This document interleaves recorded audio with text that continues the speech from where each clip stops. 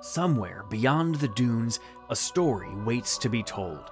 A man may own a kingdom, yet still kneel to his own desire. He asked the mirror what lay beyond his hold, and it spoke of a rose that blooms only for the bold. Its words sweeter than truth and venomed with desire, for a king's hunger devours more than he holds. An evil wizard ruler wants to become the most powerful man alive, but his talking mirror tells him the only way to do it is by finding a legendary magical rose. So, when a noble prince shows up in the kingdom, the wizard strikes a deal. Bring him the magical rose, and he can marry his stepdaughter. Now, the prince, with help from a young kid and the wizard's cowardly lackey tagging along, sets out on a dangerous quest on a flying carpet to find the magical rose. From director Kevin Connor, the same guy behind those fun, low-budget 70s fantasy movies like The Land That Time Forgot and At the Earth's Core, this one's a pretty straightforward, old-school adventure. You've got your prince, your damsel, an evil wizard doing his evil wizard thing, I will feed your flesh to the dogs of Jandur, and a quest to save the kingdom. Once the adventure kicks off, it actually gets better and better. You can tell they had some cool ideas for this. The matte paintings are beautiful and really sell the fantasy world. And of course, it wouldn't be a proper kids' fantasy movie without at least one nightmare fuel moment. That genie scene is pure childhood trauma. And the big finale is absolute cinema in glorious, cheesy fashion. The whole thing's just a blast to watch.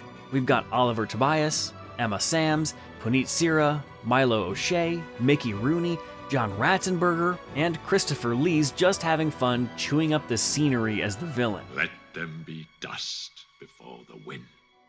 With even a quick cameo from his old Hammer buddy Peter Cushing.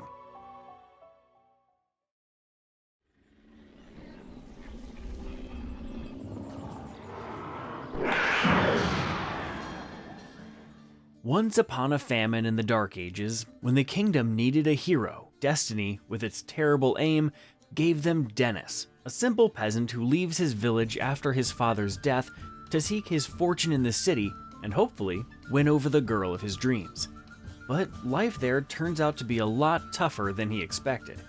Meanwhile, a terrifying creature called the Jabberwocky is terrorizing the kingdom, and through a series of accidents and bad luck, Dennis somehow ends up on a quest to face it.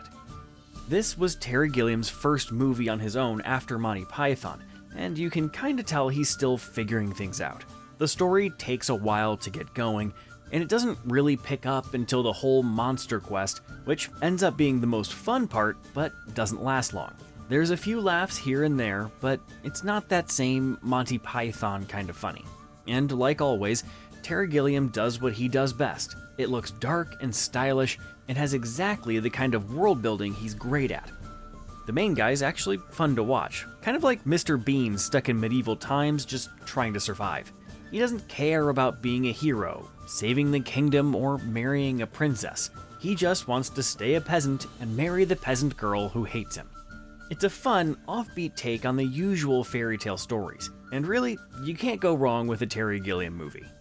We've got a couple of the Monty Python gang here, Michael Palin as our bumbling hero, a cameo from Terry Jones, and even David Prowse, the guy who played Darth Vader's body, in there as well.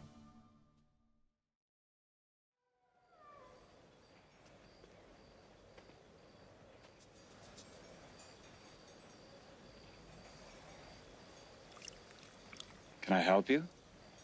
Do what? To get out of this... Why? Who's torturing you this way? No one? Isn't that barrel filled with oil? Of course. I filled it myself. You? I filled it myself, and I got in it myself. I've been in here 10 years. In a land that never was and always is, lies a book that keeps what truth is. The blind can see what the sighted deny, yet not all who seek it are ready to try. A young martial artist enters a tournament to win the right to seek the Book of All Knowledge, guarded by a wizard named Zitan. He ends up losing after breaking the rules, but decides to go on the journey anyway. On the road ahead, he learns he'll have to pass several strange trials and meets a blind martial arts master who helps guide him on his quest. Talking to you is like talking to a wall. A martial arts fantasy B-movie that might surprise you. It was originally written by Bruce Lee, called The Silent Flute. He planned to star in it himself, and the story was supposed to be darker, but after he abandoned the project and later passed away, it was eventually made without him. It's pretty cheesy, even by cheesy standards. It has moments where it really tries to be deep, but mostly ends up being entertaining for all the wrong reasons. The fights won't blow you away, but it kinda has that Conan the Barbarian vibe to it. And some random weird stuff, like a guy sitting in a pot of oil in the middle of the desert, makes it kinda great. We've got the famous Bill himself, David Carradine, as the blind flute guy, and he actually plays a few other roles too. Jeff Cooper's our main hero. Eli Wallach, the guy from The Good, the Bad, and the Ugly, shows up as the man in the pot of oil, with Roddy McDowall and the absolute legend that is Christopher Lee, even if he's only around for a minute. It's a goofy movie, but if you go in with low expectations, it's actually kind of fun. A fish saved my life once. How? I ate him.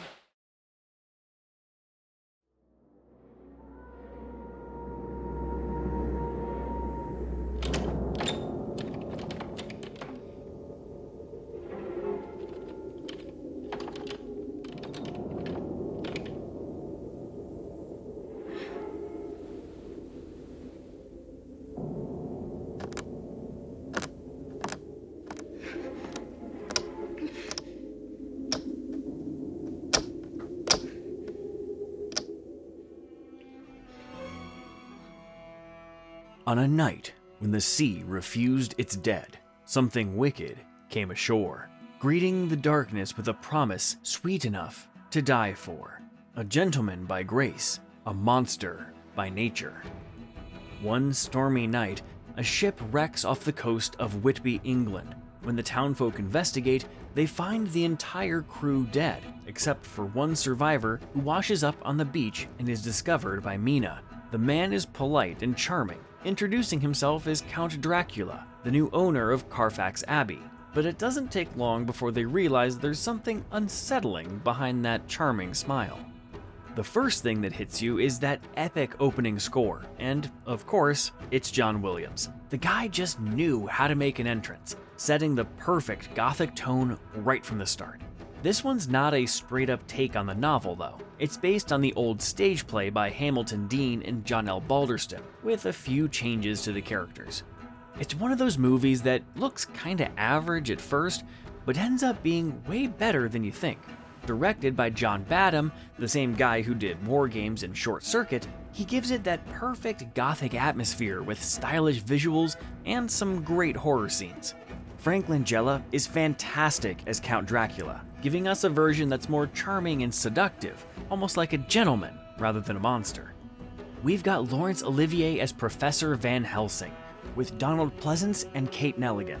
If that wasn't enough, Werner Herzog's Nosferatu the Vampire also came out in '79, so Dracula fans were eating good that year.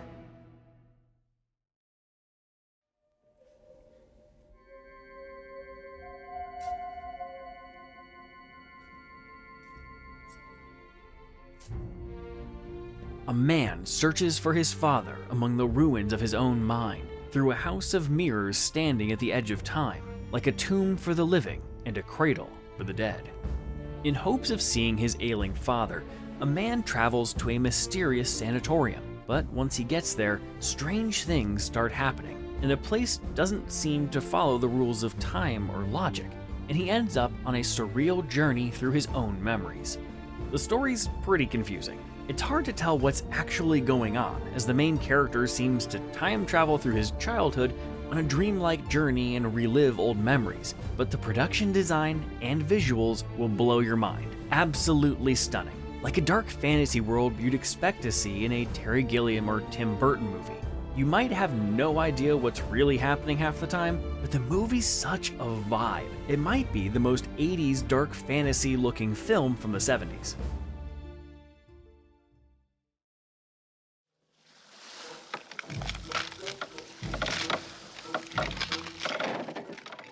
It started as most trouble does, with men who sought a mighty secret that never was. So raise the sails and tempt the fates, the sea is kind to none who waits. When Sinbad finds a golden tablet dropped by a strange flying creature, he soon meets a vizier who holds another piece, part of a map leading to the legendary Fountain of Destiny, said to grant ultimate power. But they're not the only ones after it. The evil sorcerer Kura seeks the final piece for himself, and Sinbad must race him across the seas to solve the riddle of the map and reach the fountain first. Unlike the big fantasy boom of the 80s, there weren't many high fantasy movies in the 70s, but this one's easily one of the best. It's the second movie in the Sinbad trilogy. The first was The Seventh Voyage of Sinbad, 1958, and the third, Sinbad and the Eye of the Tiger, 1977, with the legendary Ray Harryhausen doing his stop-motion magic for all of them. As you'd expect, the best part of the movie's gotta be Ray Harryhausen's monsters. The six-armed collie fight alone is worth watching for. It's just incredible. But the story's just as fun as the first one. It's based on the Arabian Nights tale of Sinbad the Sailor, and these kinds of Eastern-style fantasy adventures were pretty popular back then. And since each movie in the trilogy is standalone, with a different actor playing Sinbad each time, you don't have to watch them in any order. We've got John Philip Law as Sinbad, with James Bond girl Carolyn Monroe, and Doctor Who legend Tom Baker as the villain. Do you dare to defy the demons of darkness? There's also Sinbad and the Eye of the Tiger, which came out in 1977. It's a bit slower paced compared to the others in the trilogy, but still a lot of fun. And, like always, Ray Harryhausen's monsters pretty much steal the show.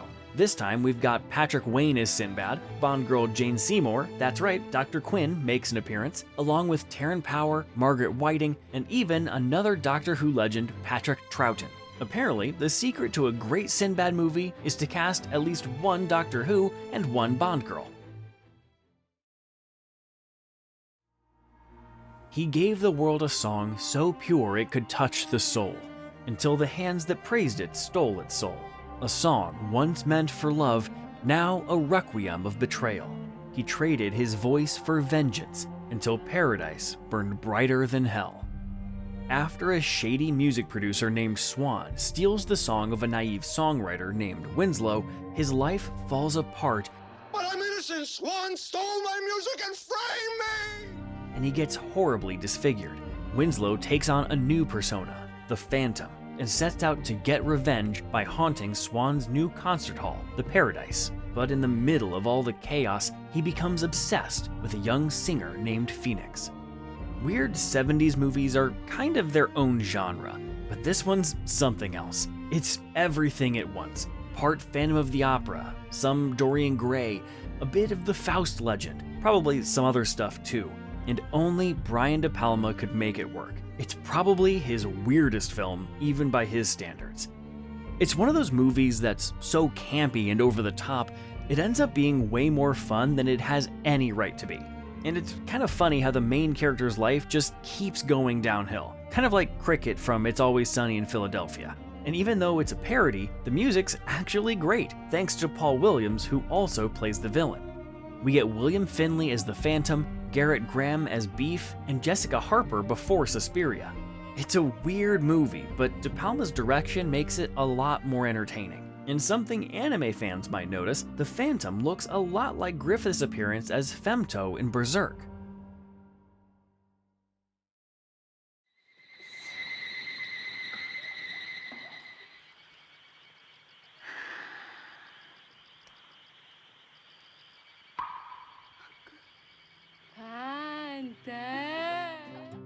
The day was so perfect, that sweet summer call, a house on the hill that promised it all. Yet smiles can hide what hearts deceive, for those who enter may never leave. A young girl named Gorgeous goes on vacation with her friends to her aunt's house in the countryside. But once they get there, strange things start to happen, and the girls slowly realize the aunt may be hiding a dark secret. Out of all the weird fantasy movies from the 70s, this one definitely takes the cake. It's so absurd and so insanely creative, you'll be sitting there like, what the hell did I just watch? Every few minutes, something completely bonkers happens, like killer mattresses, or who even thinks of a kung fu fight with a literal house trying to eat them? It's really colorful and full of weird, cheesy effects that somehow make the whole thing even better. Some parts of the story feel like they came straight out of a kid's imagination, and funny enough, they kind of did. Director Nobuhiko Obayashi's kid actually inspired a lot of the story ideas. It's like a whimsical fairy tale that starts out cute, but slowly turns into a nightmare, even though the movie's not really scary.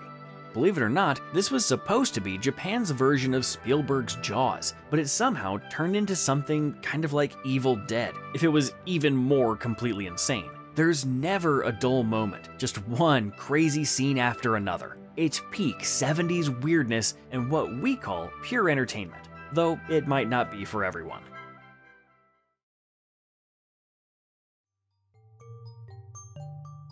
As the old legend goes, never follow the beautiful melody along the mountain road, for she will steal your heart, then take your soul.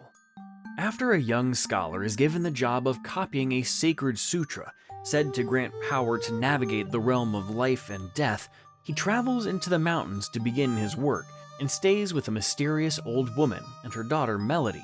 But once he gets there, strange things start to happen. A Chinese fantasy ghost story from director King Hu, who's mostly known for his wuxia films. Like his other work, his storytelling is only matched by his technical skill. The movie looks absolutely gorgeous. The man really knew how to frame a shot. The movie's around 3 hours long and doesn't have much action. It's deliberately slow. There's even a long flute scene, just showing nature. That's the kind of slow we're talking about. But the longer it goes, the more you start to appreciate it. Like most of King Hu's work, it's got Buddhist themes running through the story. There's also a sort of companion film called Raining in the Mountain, set in the same world but with different characters. It's more of a heist story and has a bit more action, but you don't need to watch Legend of the Mountain first to follow it. And it's actually pretty good too. King Hu's movies might be slow, but they really reward patience. If you've never seen any of his work, start with A Touch of Zen. It's like if Hitchcock made a wuxia movie. That's how good it is. And the action choreography still looks great even today.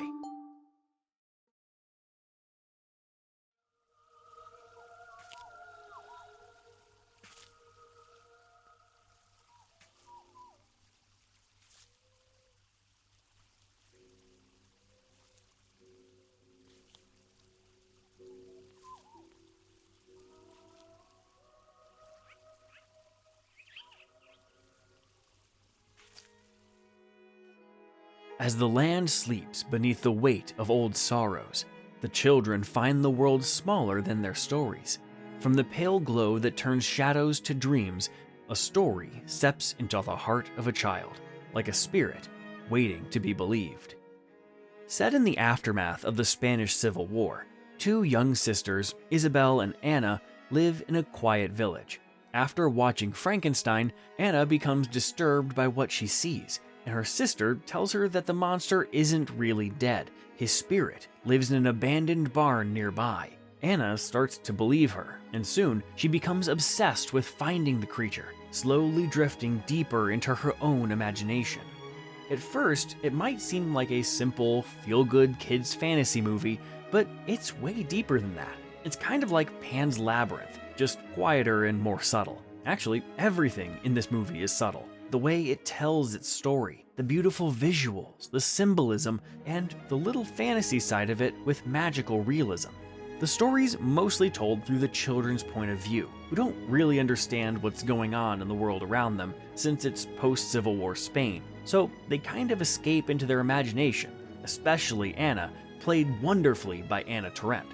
There's not much dialogue in the film, which actually works in its favor. It lets the visuals do most of the talking. But there's also this quiet sadness running through everything.